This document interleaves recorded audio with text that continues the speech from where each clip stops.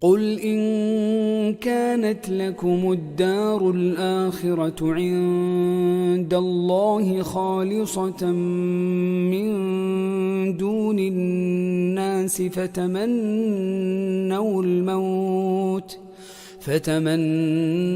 الموت إن كنتم صادقين. قل أيها النبي إن كانت لكم يا يهود الجنة في الدار الآخرة خالصة لا يدخلها غيركم من الناس، فتمنوا الموت واطلبوه لتنالوا هذه المنزلة بسرعة وتستريحوا من أعباء الحياة الدنيا وهمومها إن كنتم صادقين في دعواكم هذه. ولن يتمنوه أبدا بما قدمت أيديهم والله عليم بالظالمين. ولن يتمنوا الموت أبدا بسبب ما قدموه في حياتهم من الكفر بالله وتكذيب رسله وتحريف كتبه، والله عليم بالظالمين منهم ومن غيرهم وسيجازي كلا بعمله. ولتجدنهم أحرص الناس على حياة ومن الذين أشركوا يود أحدهم لو يعمر 1000 سنة وما هو بمزحزحه من العذاب أن يعمر والله بصير بما يعملون.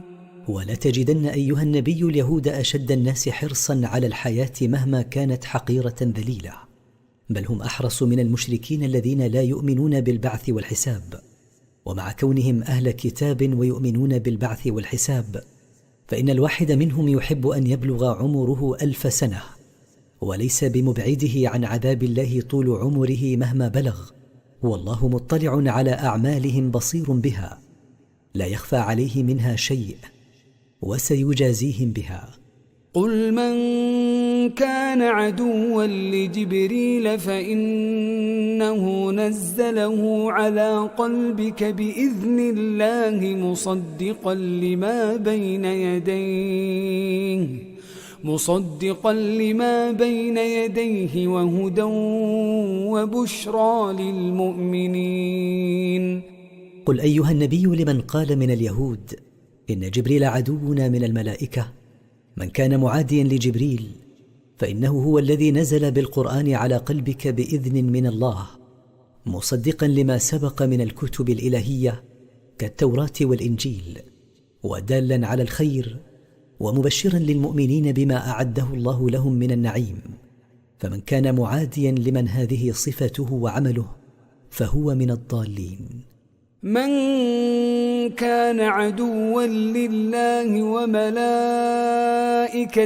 ورسله وجبريل وميكال فإن الله عدو للكافرين. من كان معاديا لله وملائكته ورسله ومعاديا للملكين المقربين جبريل وميكائيل فإن الله عدو للكافرين منكم ومن غيركم، ومن كان الله عدوه فقد عاد بالخسران المبين. ولقد أنزلنا إليك آيات بينات وما يكفر بها إلا الفاسقون. ولقد أنزلنا إليك أيها النبي علامات واضحات على صدقك فيما جئت به من النبوة والوحي، وما يكفر بها مع وضوحها وبيانها إلا الخارجون عن دين الله. أو كلما عاهدوا عهدا نبذه فريق منهم بل أكثرهم لا يؤمنون. ومن سوء حال اليهود أنهم كلما أخذوا على أنفسهم عهدا، ومن جملته الإيمان بما دلت عليه التوراة من نبوة محمد صلى الله عليه وسلم، نقضه فريق منهم، بل أكثر هؤلاء اليهود لا يؤمنون بما أنزل الله تعالى حقيقة، لأن الإيمان يحمل على الوفاء بالعهد. ولما جاءهم رسول من عند عند الله مصدق لما معهم نبذ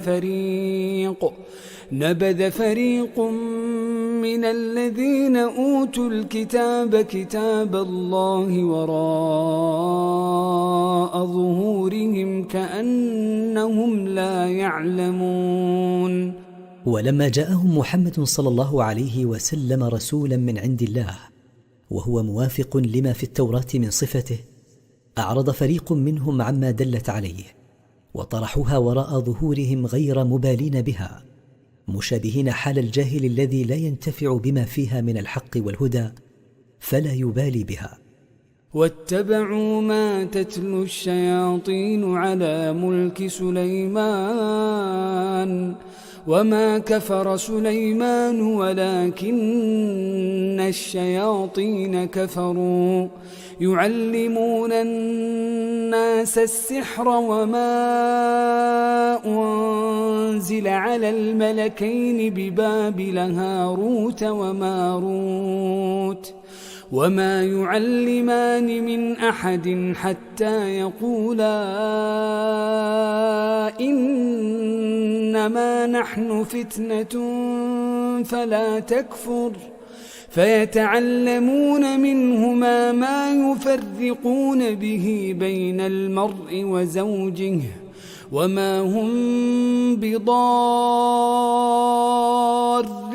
به من أحد إلا بإذن الله، ويتعلمون ما يضرهم ولا ينفعهم، ولقد علموا لمن اشتراه ما له في الآخرة من خلاق ولبئس ما شروا به أنفسهم لو كانوا يعلمون.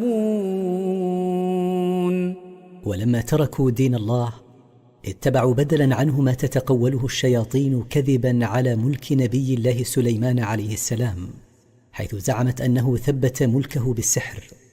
وما كفر سليمان بتعاطي السحر كما زعمت اليهود، ولكن الشياطين كفروا حيث كانوا يعلمون الناس السحر، ويعلمونهم السحر الذي أنزل على الملكين هاروت وماروت بمدينة بابل بالعراق امتحانا وابتلاء للناس.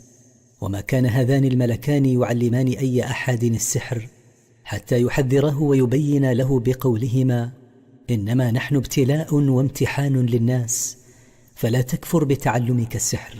فمن لم يقبل نصحهما تعلم منهما السحر، ومنه نوع يفرق بين الرجل وزوجته بزرع البغضاء بينهما، وما يضر أولئك السحرة أي أحد إلا بإذن الله ومشيئته، ويتعلمون ما يضرهم ولا ينفعهم.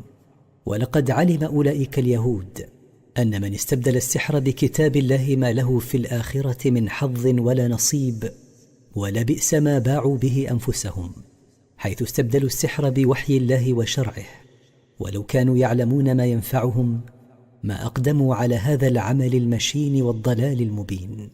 ولو أنهم آمنوا واتقوا لمثوبة من عند الله خير لو كانوا يعلمون.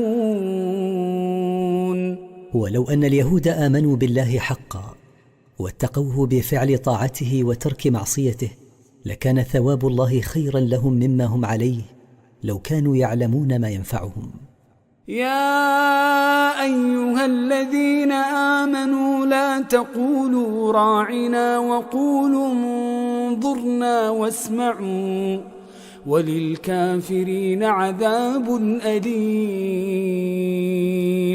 يوجه الله تعالى المؤمنين إلى حسن اختيار الألفاظ قائلا لهم: يا أيها الذين آمنوا لا تقولوا كلمة راعنا أي راعي أحوالنا، لأن اليهود يحرفونها ويخاطبون بها النبي صلى الله عليه وسلم يقصدون بها معنى فاسدا وهو الرعونة، فنهى الله عن هذه الكلمة سدا لهذا الباب، وأمر عباده أن يقولوا بدلا عنها انظرنا أي انتظرنا نفهم عنك ما تقول، وهي كلمة تؤدي المعنى بلا محذور.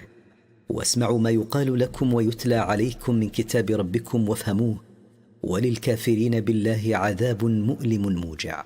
ما يود الذين كفروا من أهل الكتاب ولا المشركين أن ينزل عليكم من خير من ربكم، والله يختص برحمته من يشاء،